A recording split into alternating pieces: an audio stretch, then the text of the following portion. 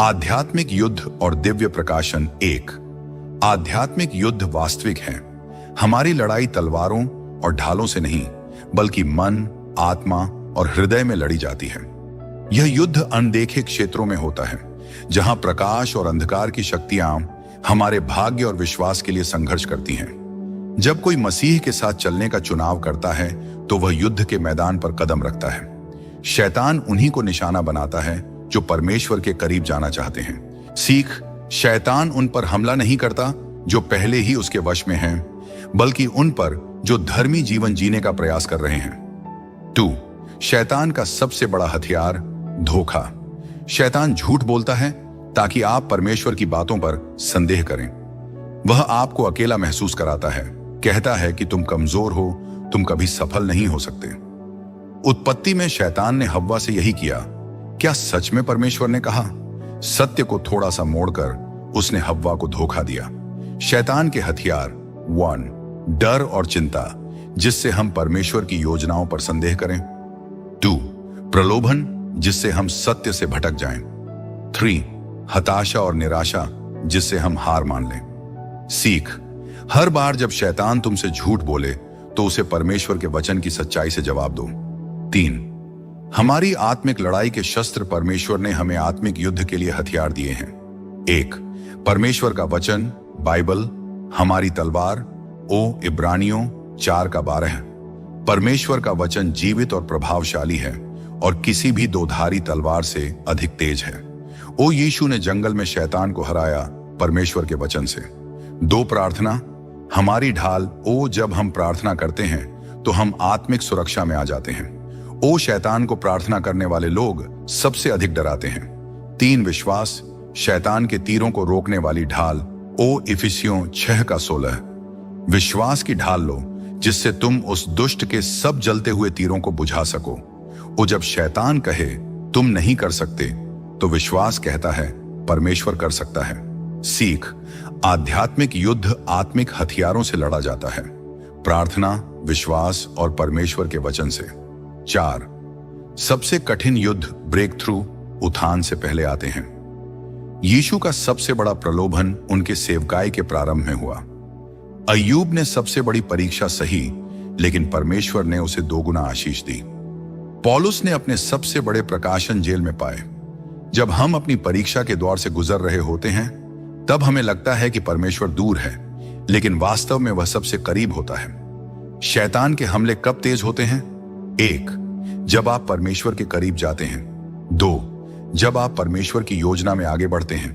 3, जब आप अपने भाग्य के करीब होते हैं। सीख, सबसे गहरे अंधकार के बाद ही सूर्योदय आता है।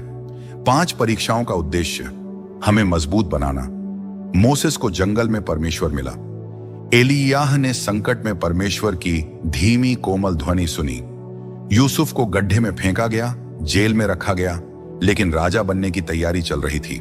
आत्मिक युद्ध का उद्देश्य 1, हमारी परीक्षा लेना। क्या हम परमेश्वर पर विश्वास बनाए रखेंगे? 2, हमें तैयार करना। बड़ी आशीषों से पहले बड़ी परीक्षाएं आती हैं। 3, हमें गहरा करने के लिए। संकट के समय में हम परमेश्वर को नए रूप में जानते हैं। सीख, हर आत्मिक युद्ध एक नई आत्मिक विजय का मार्ग खोलता है। 6, परमेश्वर के वचन पर स्थिर रहो।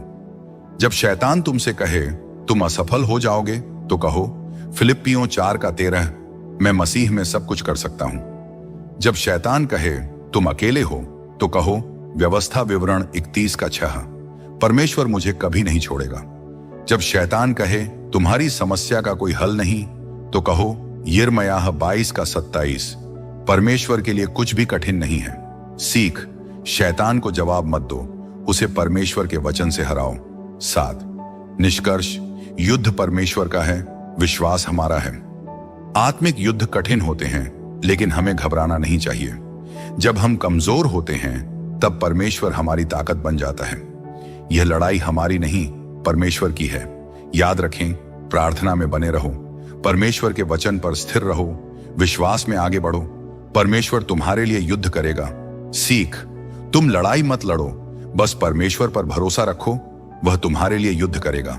अंधकार में मार्गदर्शन, परमेश्वर स्वयं को ज्योति के रूप में प्रकट करते हैं, जब हम आत्मिक अंधकार में होते हैं, जब हमें दिशा नहीं दिखती, तब परमेश्वर स्वयं को प्रकाश के रूप में प्रकट करते हैं। आध्यात्मिक युद्धों के बाद अक्सर दिव्य प्रकटन, डिवाइन एनकाउंटर्स होते हैं। याकूब ने पूरी रात परमेश्वर से संघर्ष किया और कहा, मैं तुझे छोड़ूंगा नहीं जब तक तू मुझे आशीर्वाद न दे। उत्पत्ति 22:26। उस संघर्ष के बाद याकूब का नाम बदलकर इजराइल कर दिया गया और वह एक बदले हुए व्यक्ति के रूप में निकला। इसी प्रकार शिष्य तूफान में डर गए, लेकिन इसी तूफान में उन्होंने यीशु को पानी पर चलते देखा। सीख, तूफान तुम्हें यीशु की सामर्थ्य देखने का अवसर देते हैं। संघर्ष के बाद ही नया प्रकाशन, रेवलेशन आता है। संघर्ष के बाद आशीष क्यों आती है? एक दबाने, प्रेसिंग के बाद ही तेल निकलता है। वो जैतून का तेल तभी निकलता है जब उसे कुचला जाता है। वो हमारी आत्मिक गहराई भी तब बढ़ती है जब हम परीक्षाओं से गुजरते हैं। 2, पीड़ा के बाद सुगंध आती है। वो इत्र तभी महकता है जब उसे पीसा जाता है। वो जब हम टूटते हैं, परमेश्वर की महिमा हमारी गवाही से चमकती है। 3, अंधकार के बाद प्रकाश आता है। वो जोसेफ गड्ढे में डाला गया, गुलामी में बेचा गया, झूठा दोषी ठहराया गया, लेकिन अंत में मिस्र का प्रधान बना। वो जो शैतान ने बुराई के लिए सोचा था, परमेश्वर ने उसे भलाई में बदल दिया। उत्पत्ति 50:20। सीख, तुम्हारी परीक्षा तुम्हारे भाग्य की ओर एक सीढ़ी है। परमेश्वर पहले से ही विजय सुनिश्चित कर चुका है। शत्रु हमला कर सकता है, लेकिन जीत नहीं सकता। युद्ध भयंकर हो सकता है, लेकिन परिणाम पहले से तय है। हर परीक्षा, हर संघर्ष परमेश्वर की संप्रभुता, सॉवरेंटी के अधीन है। याद रखने योग्य बातें, शैतान तुम्हें गिराने की कोशिश करेगा, लेकिन परमेश्वर तुम्हें उठाने की योजना बना रहा है। जो तुम पर हमला करता है, परमेश्वर उसे तुम्हारी आशीष में बदल देगा।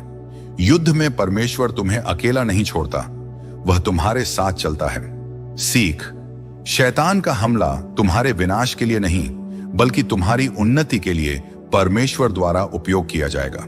परमेश्वर तुम्हारी परीक्षा को गवाही में बदलता है।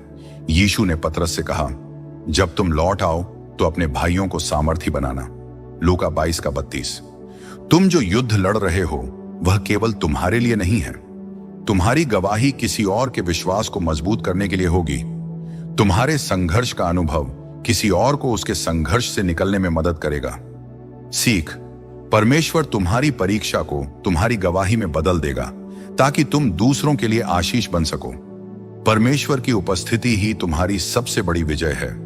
जब शैतान कहे परमेश्वर दूर है, तो याद रखो कि परमेश्वर तुम्हारे सबसे कठिन समय में सबसे करीब होता है। शास्त्र कहता है, जब मैं निर्बल होता हूं तभी मैं सामर्थी होता हूं। 2 कुरिन्थियों 12:10। जब तुम खोए हुए महसूस करते हो, तब परमेश्वर की अगुवाई सबसे स्पष्ट होती है। जब तुम कमजोर होते हो, तब परमेश्वर अपनी शक्ति प्रकट करता है। सीख, तुम्हारी सबसे बड़ी आत्मिक विजय तुम्हारी सबसे कठिन परीक्षा के बाद आएगी।